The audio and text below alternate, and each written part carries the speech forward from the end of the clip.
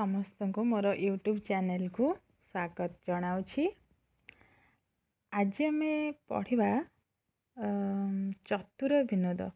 ଚତୁର ବିନୋଦ ଯେଉଁଟାକି ହେଉଛି କାହାର ରଚନା? ବ୍ରଜନାଥ ବଡ଼ଜେନାଙ୍କର। ବ୍ରଜନାଥ ବଡ଼ଜେନା ଅଷ୍ଟାଦଶ ଶତାବ୍ଦୀର କବି ହେଲା। ଚତୁର ବିନୋଦ ଆମେ ପଢ଼ିବା, ତାଙ୍କର ଏଇଟା ଗୋଟେ ଅଛି ଗଦ୍ୟ ରଚନା।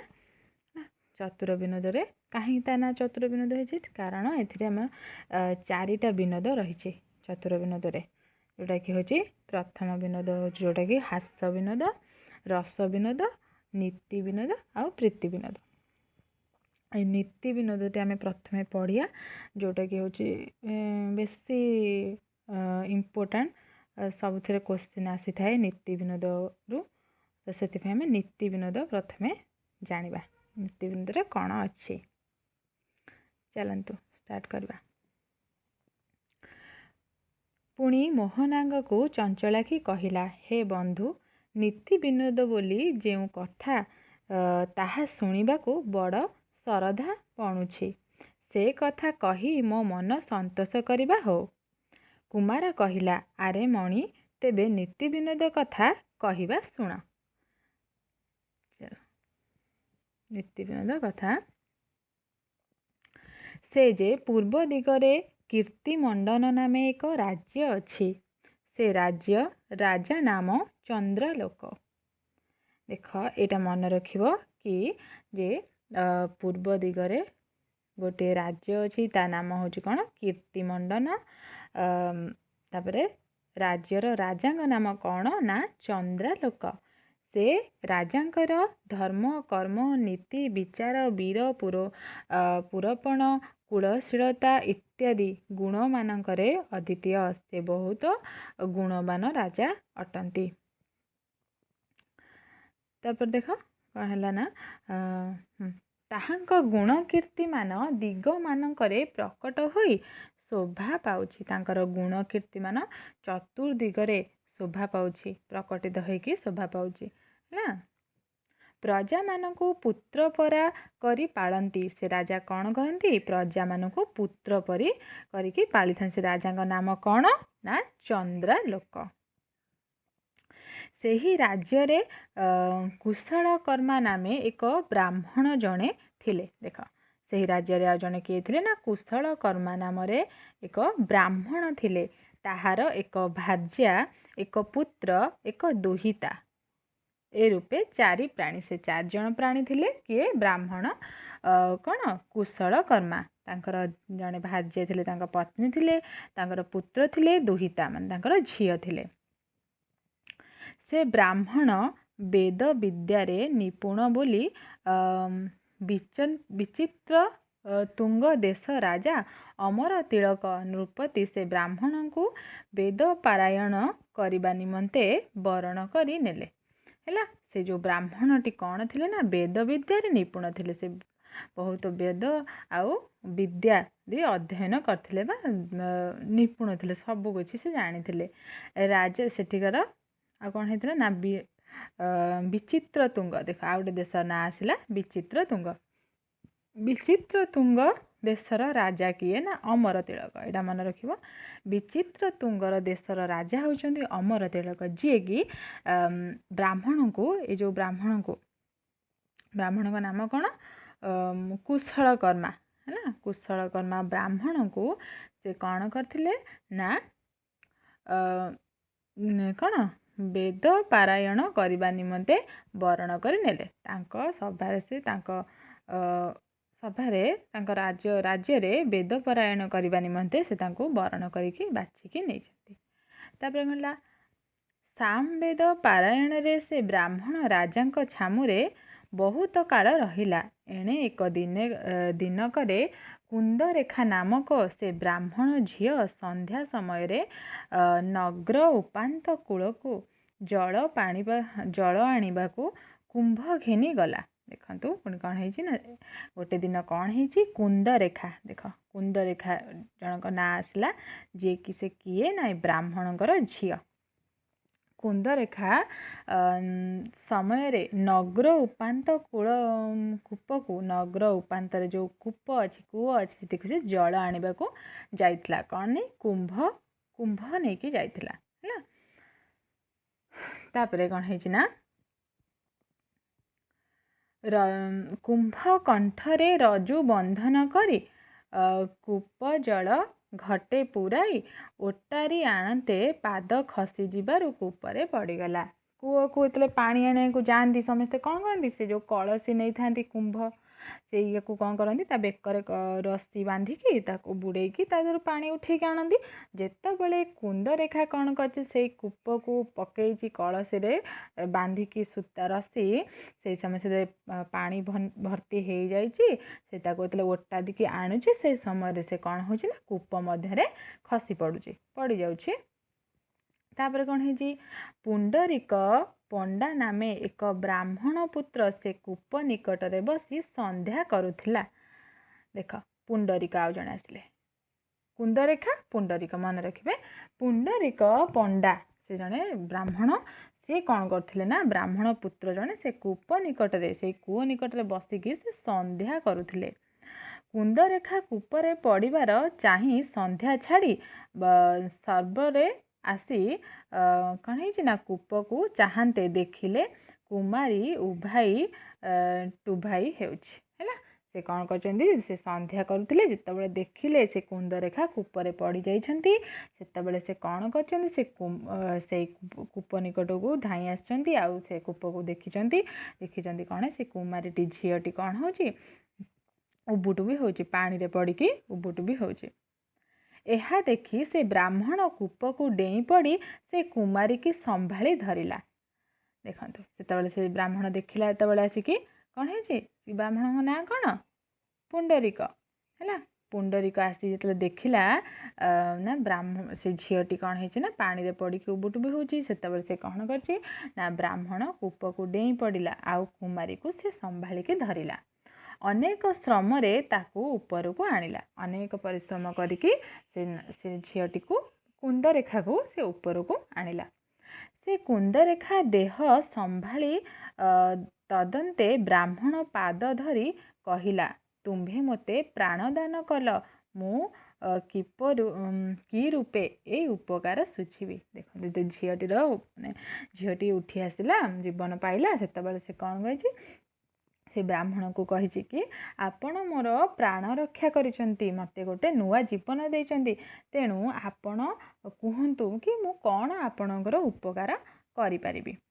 କହିଛି, ଆଜି ମୁଁ ତୁମ୍ଭକୁ ସ୍ୱାମୀ କରି ବରଣ କଲି। ତାପରେ ସିଏ କିଛି କହିବା ଆଗରୁ କୁନ୍ଦରେଖା ନିଜେ କହିଛନ୍ତି କ'ଣ ନା ଆଜିଠୁ ମୁଁ ତୁମକୁ ମୋର ସ୍ୱାମୀ ରୂପରେ ବରଣ କରିନେଇଛି। ତୁମ୍ଭର ପତ୍ନୀ ହୋଇ ସେବା କରି ଉପକାର ଶୁଝିବି। ଏକଥା ମୋହର ସତ୍ୟ ସତ୍ୟ ସତ୍ୟ। ତୁମ୍ଭ ବିନା ଆନ ପୁରୁଷ ନ ଛୁଇଁବି। ଦେଖନ୍ତୁ, ସେ କୁନ୍ଦରେଖା କ'ଣ କଲା ନା ତାଙ୍କୁ କଥା ଦେଇଦେଲା ପୁରାପୁରି ନା ମୁଁ ତୁମର ପତ୍ନୀ ହୋଇକି ତୁମର ସେବା କରିକି ତୁମର ଉପକାର ଶୁଝିବି। ଆଉ ଏଇଟା ହେଉଛି ସତ୍ୟ ସତ୍ୟ ସତ୍ୟ, ତ୍ରିବାର ସତ୍ୟ କହିଦେଇଛନ୍ତି। ଆଉ କହିଛନ୍ତି କି ତୁମ ବିନା ଆଉ ମୁଁ ଅନ୍ୟ ପୁରୁଷକୁ ଛୁଇଁବି ନାହିଁ। ଯେବେ ଏହା ନ କରିବ ତେବେ ହୃଦୟ ଫାଟିଯିବ। ଯଦି ଏଇଟା ମୁଁ ନ କରିବି ତାହେଲେ ମୋ ହୃଦୟ ଫାଟିଯିବ ବୋଲିକି ସେ ନିଜ ନିଜକୁ ହିଁ କହିଛନ୍ତି। ଏହା ଶୁଣି ବ୍ରାହ୍ମଣ କହିଲା, ଆରେ କୁମାରୀ, ଏ ରୂପେ କିମ୍ପା ସତ୍ୟ କଲୁ? ତୋ ଉପରେ ତ ପିତାମାତା ଅଧିକାରୀ, ସେ ଯାହାକୁ ଦେବେ ସେ ସିନା ବିଭା ହେବ। ଦେଖନ୍ତୁ, ସେତେବେଳେ କୁନ୍ଦରେଖା ଯେତେବେଳେ ପୁଣ୍ଡରିକକୁ ଏମିତି କହିଛନ୍ତି ସେ ବ୍ରାହ୍ମଣକୁ, ବ୍ରାହ୍ମଣ ପୁଣି କହିଛନ୍ତି, ଆରେ ତୁମେ ଏପରି ସତ୍ୟ କାହିଁକି କଲ? କାରଣ ତୁମ ଉପରେ ତୁମ ପିତାମାତାଙ୍କ ଅଧିକାର ଅଛି, ଯାହାଦ୍ୱାରା କି ସିଏ ତୁମକୁ ଯେଉଁଠି ବିବାହ ଦେବେ ତୁମେ ସେଇଠି ବିବାହ ହେବା ଉଚିତ।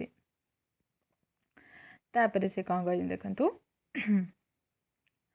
ସାକ୍ଷ୍ୟ କୁମାରୀ କହିଲେ, ଏଥକୁ ସାକ୍ଷ୍ୟ ଅଷ୍ଟଦିଗପାଳ ଚନ୍ଦ୍ର ସୂର୍ଯ୍ୟ। ଏହି ସମୟରେ ଶୁକ ସାରିକା ଦୁଇ ଗୋଟି ପକ୍ଷୀ ସେ କୂପ ସମୀପ ବଟ ବୃକ୍ଷରେ ଥାଇ ଏ ଚରିତ ଶୁଣିଥିଲେ। ଦେଖନ୍ତୁ ସେତେବେଳେ ହେଠୁ ଏଇ କଥା ସେ କହିଛି କିଏ ପୁଣ୍ଡରୀକ, ସେତେବେଳେ ପୁଣି କୁମାରୀ କ'ଣ କହିଛି, ସାକ୍ଷ୍ୟ ଅଷ୍ଟଦିଗ। ଏଇ କଥା ମୁଁ ଯେଉଁ କହିବାର ସାକ୍ଷୀ ରହିଲେ କିଏ ନା ଅଷ୍ଟଦିଗପାଳ ସାକ୍ଷୀ ରହିଲେ, ଆଉ ଚନ୍ଦ୍ର ସୂର୍ଯ୍ୟ ମଧ୍ୟ ସାକ୍ଷୀ ରହିଲେ।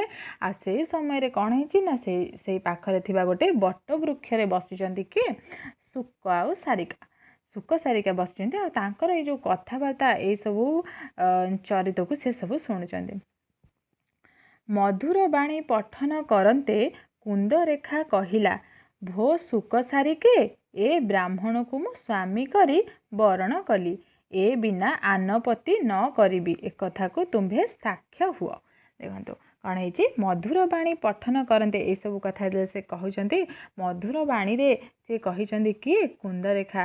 କାହାକୁ ନା ସେ ଶୁକ ସାରିକା ଯୁଗଳଙ୍କୁ କହିଛନ୍ତି, ଏଇ ବ୍ରାହ୍ମଣଙ୍କୁ ମୁଁ ମୋର ସ୍ୱାମୀ ରୂପରେ ବରଣ କଲି, ଆଉ ଯଦି ଆଙ୍କ ଛଡ଼ା ମୁଁ ଆଉ କାହାରିକୁ ମଧ୍ୟ ମୋ ପତି କରିପାରିବି ନାହିଁ, ତୁମେ ଏଇ କଥାକୁ ସାକ୍ଷୀ ରହିଲ ବୋଲିକି ଶୁକ ସାରିକାଙ୍କୁ ସେ କହିଛନ୍ତି। ଏମତେ କହି ପୁଣ୍ଡରୀକ ପଣ୍ଡା କୁନ୍ଦରେଖା ଦୁହେଁ ଯେଝାପୁରକୁ ଗଲେ। ଏଭଳି କଥା ଦେଇକି ତାପରେ ସେ ନିଜ ଯେଝା ପୁରକୁ ଗଲେ। ତାପରେ କ'ଣ ହେଇଛି, ତେଣେ ବିଚିତ୍ର ତୁଙ୍ଗ ଦେଶରେ ସେ ବ୍ରାହ୍ମଣ କୁଶଳକର୍ମା ଦେହ ବ୍ୟାଧି ପୀଡ଼ିତ ହେଲା। ବିଚିତ୍ର ତୁଙ୍ଗ ଗୋଟେ ଦେଶ, ସେଥିରେ କ'ଣ ହେଇଛି, ବ୍ରାହ୍ମଣ ଯେଉଁ ଥିଲେ ସେ କୁଶଳକର୍ମା, ସେଇ ବ୍ରାହ୍ମଣଙ୍କ ଦେହ କ'ଣ ହେଇଛି, ବ୍ୟାଧି ପୀଡ଼ିତ ହେଇଛି, ଶରୀର ବହୁତ ରୋଗ ହେଇଛି। ଯେଉଁ କାହାର ଇଏ କୁଶଳକର୍ମା କିଏ ନା ସେ ଯେଉଁ କୁନ୍ଦରେଖାଙ୍କର ପିତା। କମ୍ଫ ଜ୍ୱରରେ ଅବଶ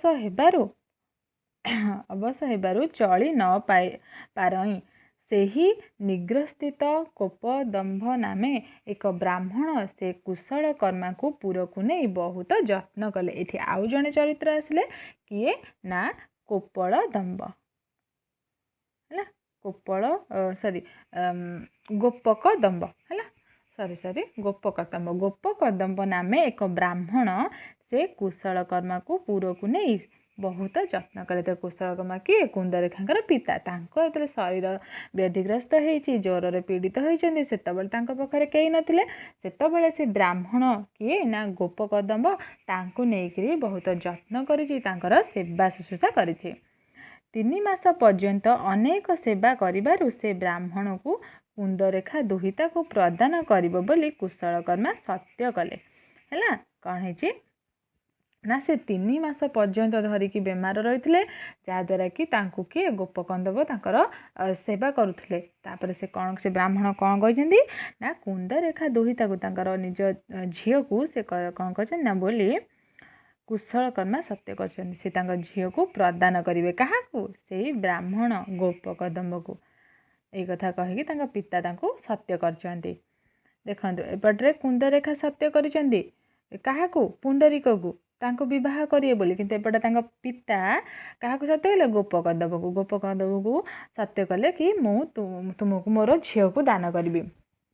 ଏମନ୍ତ ସତ୍ୟ କରନ୍ତେ ସେ ଗୋପକଦମ୍ଭ ବ୍ରାହ୍ମଣ କୁଶଳକର୍ମାଠାରେ ଇଷ୍ଟ ଦେବତା ପରି ଭାବନା ରଖି ବିବାହ କର୍ମରେ ନିଶ୍ଚିନ୍ତ ହେଲେ। ସେ କ'ଣ କଲେ ନା ଗୋପକଦମ୍ଭ ତାଙ୍କ କଥାକୁ ପୁରା ମାନିନେଲେ। ତାପରେ ସେ ବିବାହ କର୍ମରେ ସେ ନିଶ୍ଚିତ ହେଇଗଲେ, ହଁ ମୁଁ କୁନ୍ଦରେଖାକୁ ତାଙ୍କ ଝିଅକୁ ମୁଁ ବିବାହ କରିବି। ଏଥିମଧ୍ୟରେ କୁଶଳକର୍ମା ଆସିବା ବିଳମ୍ବ ହୁଅନ୍ତେ ତାହା ପତ୍ନୀ ସତ୍ୟକାମା ବ୍ରାହ୍ମଣୀ ପୁତ୍ର ଦୁହିତା ଘେନି ଅନ୍ନବସ୍ତ୍ରରେ ବଡ଼ କଷ୍ଟ ପାଇଲା। ଦେଖନ୍ତୁ ପୁଣି କ'ଣ ହେଇଛି ନା ଏଇ ମଧ୍ୟରେ କ'ଣ ହେଇଛି ନା କୁଶଳକର୍ମା ଆସିବା ବିଳମ୍ବ ହେବାରୁ, କୁଶଳକର୍ମା ତ ବ୍ୟାଧିରେ ପଡ଼ିଥିଲେ, ସେ ଆସିବା ବିଳମ୍ବ ହେବାରୁ ତାଙ୍କ ପତ୍ନୀ କ'ଣ କରିଛନ୍ତି, ତାଙ୍କ ପତ୍ନୀଙ୍କ ନାମ ମନେ ରଖିବ କ'ଣ ନା ସତ୍ୟକାମା, ସେ ବ୍ରାହ୍ମଣୀ ହେଲା। ସତ୍ୟକାମା ପୁତ୍ର ଦୁହିତା ଘେନି ଅନ୍ନ ବସ୍ତ୍ରରେ ବଡ଼ କଷ୍ଟ ପାଉଥିଲେ। ପୁତ୍ର ଆଉ ଝିଅଙ୍କୁ ନେଇକି ସେ ବହୁତ କଷ୍ଟ ପାଉଥିଲେ ହେଲା। ଆଡ଼ୁ ଖାଇବା ପାଇଁ ବସ୍ତ୍ର ପିନ୍ଧିବା ପାଇଁ ସେ କଷ୍ଟ ପାଉଥିଲେ, ତାଙ୍କୁ କିଛି ବି ମିଳୁନଥିଲା। ସେଥିପାଇଁ କାହାରି ମୁଖରୁ ପତି ବାର୍ତ୍ତା ହିଁ ନ ମିଳଇ, କାହା ମୁଖରୁ ବି ତାଙ୍କ ପତିଙ୍କ ବାର୍ତ୍ତା ମିଳୁନଥିଲା। ପଥ ତ ଅନେକ ଦୂର, କାହାକୁ ଅବା ସେ ଦେଶକୁ ପଠାଇବ ହେଲା। ପଥ ବହୁତ ଦୂର ଥିଲେ, ସେ ତାଙ୍କୁ କାହାକୁ ବା ସେ ଦେଶକୁ ପଠାଇବ, ହେଲା। ସେଥିପାଇଁ ସେ କ'ଣ କରିଛନ୍ତି, ବହୁତ କଷ୍ଟରେ ସେ ଜୀବନଯାପନ କରନ୍ତି।